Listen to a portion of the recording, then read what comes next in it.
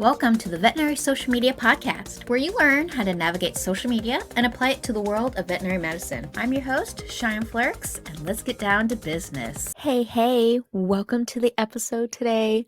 I'm so excited to have you here with me because we are tackling a topic that has been asked of me quite a bit lately, and that's how to get your team excited about social media. Now, if you work in a practice right now and you are trying to get your team more involved with social media overall, this episode is for you. And a lot of the tips and advice that I'm going to be sharing with you are things that I personally have tried out and have had success with. Now, I do want to share a disclaimer with you. It may take a little bit of time for you to get your team to where they are more involved with your social media, but I promise if you stick with it, your results should pay off. So, with that, let's hop on in and talk about the first tip I have for you. And that is to be specific and watch the timing of your requests. What do I mean by this? So, when you are wanting to ask your team members to get a photo, perhaps, or get a video of a patient, okay, we'll start there. I want you to be aware of where your team members are at in that moment. So if it's just been a day full of patients with walk-ins, or maybe someone accidentally got double booked, or multiple emergency surgeries came in, you name it, maybe in that moment might not be the best time for you to ask for a photo. Or if you are the one who's actively in those emergencies and you want to get a photo, maybe it's not the best time to get that photo. Or if your team members aren't mentally just in it, they're not going to be receptive to your request. So I know there's not going to be a perfect time to ask for photos, but just try to find a time that is more likely for you to get a better response from your team members. So, for example, if you go to your team member and they are just mentally just drained and just not feeling it today, and you go to them saying, "Hey, can I have a picture of Fluffy when you're done?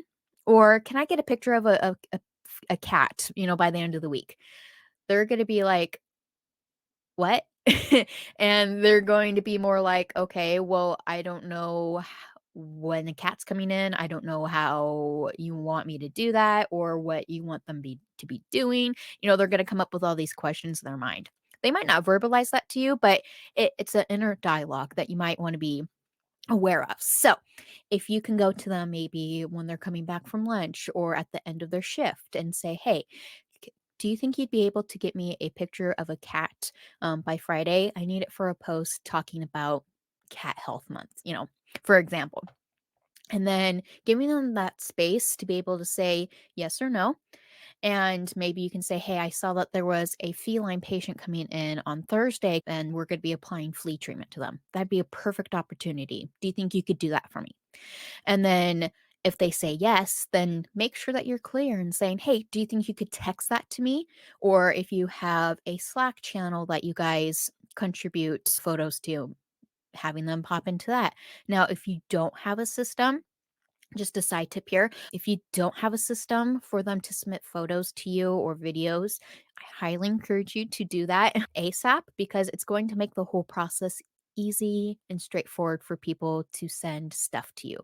Because when we can make it easy and straightforward for our team members to collaborate with us and work with us on social media, they're going to be much more likely to want to help you. So, if you can reduce that overwhelm by being very specific and watching the timing of when you're asking for these requests, you're going to get a lot, much more happiness and a lot of people wanting to opt in to help you. So, with that, it also might be helpful if you can plan ahead and say maybe at your staff meeting, say, "Hey, this month, can I get someone to send me a couple of pictures of patients? I'm looking for this, and this." And then seeing who can volunteer for that. And with that, if you need photos of your team members, what I find is a lot of people won't want to be on camera, regardless of when you ask them. But if you can communicate more in advance and say, "Hey, on Friday, in 2 weeks, whatever, I'm going to be coming around and taking photos of people.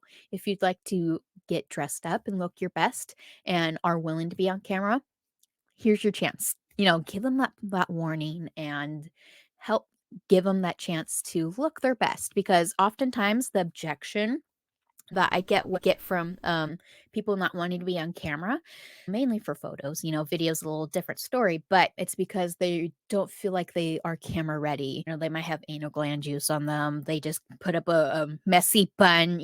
They're just dressed to come to work, right? But not necessarily ready for camera. Everyone has their reasons, but giving them that time and preparing them, saying, I am coming around doing photos at this time and this date. Here's your warning. Look your best. I will say that my argument to that is that if you are showing up to work, clients and patients, but clients are seeing you the way you are. So, social media should reflect that in a way. So, you know, if they're worried about looking their best in the photos, that's kind of my argument. Social media is going to be reflecting on how people come and they see you. So if it's okay if you show up with your messy bun, just don't have anal gland juice on you or blood. But I'll hop off my soapbox right now. But, just be respectful. They have reasons of not wanting to be on camera, and it's okay if they don't want to be in the moment. But if you are taking photos of patients and you have people holding pets out of frame and the head's cut off, it looks awkward on social media. So if you can avoid that, that'd be great. But my other tip for you is see how you can make it fun. Try to make a game out of it. So if you need 5 photos for team members or of patients, or if you need something like that, see if you can get your management on board and say, hey, for every photo I get from team members, can we put them in a drawing for a Starbucks gift card or an Amazon gift card, wherever it makes sense for you. But see how much you can gamify it and make it fun. I know there's lots of ideas in my Facebook group, Veterinary Social Media Veterinary Social Media Managers. I'll have the link for you in the description if you want to check that out. But there's lots of ways you can gamify it. So I highly encourage you to check that out, but see what makes sense for your team overall. My next tip for you is to remember to compromise and be flexible.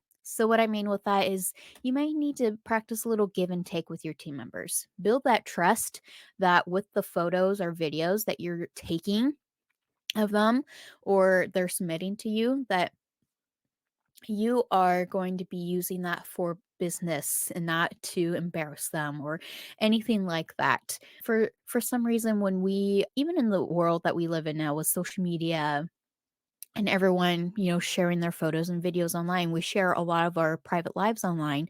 It's still a very intimate thing for some people. So just be aware of that. But, being like, hey, are you comfortable with me taking a photo of you right now? Or does this photo of you look okay? Are you comfortable with me using this on social media? Right. And if they're not okay with that, then maybe following up with them and saying, hey, is it okay if I take a photo of you in 10 minutes, for example? Like if you just give people, again, like we already talked about, if you give people that warning or that option to say, hey, when will it work for you? They may be a lot more open to working with you and saying, no, it won't work, but give me 5 minutes. And they may be more open to that. So try that out. But also, if you have a technician, for example, that is very passionate about dental work and you need some content for dental month, maybe you could go to them and ask, hey, would you be open to me recording you for 30 seconds? Start small and talk about 3 tips that you want pet owners to know about Dental Health Month. You would be surprised at how much that will get you, like how far that will take you. Because if it's a topic that they're already passionate about and you're just holding your phone out, they're not going to be necessarily thinking about the camera, but they're going to be thinking about, oh, all about this information that they can share about this excitement they have for this topic. This is what I did with one of my technicians. I really, really wanted a video showing how to brush teeth. And I asked her, could I just have my phone on recording you answering questions for me about dental month or dental health month. And she was a little hesitant to that, but she was willing and she knocked it out of the park. I was so excited about it. She even took the effort to record herself at home with one of her own dogs, and she did a whole demo of brushing teeth right there in her home. And she sent that to me, and that video was wonderful. So that's another thing. Maybe if they're not comfortable doing it at the clinic, or, they want to do it with their own dog, but their dog's not at the clinic, maybe they'd be willing to do it at home. You never know. But think of different ways that you can make it simple and easy for your team members to be a part of it and do it in their own way. Don't force your ways onto them, is basically what I'm saying.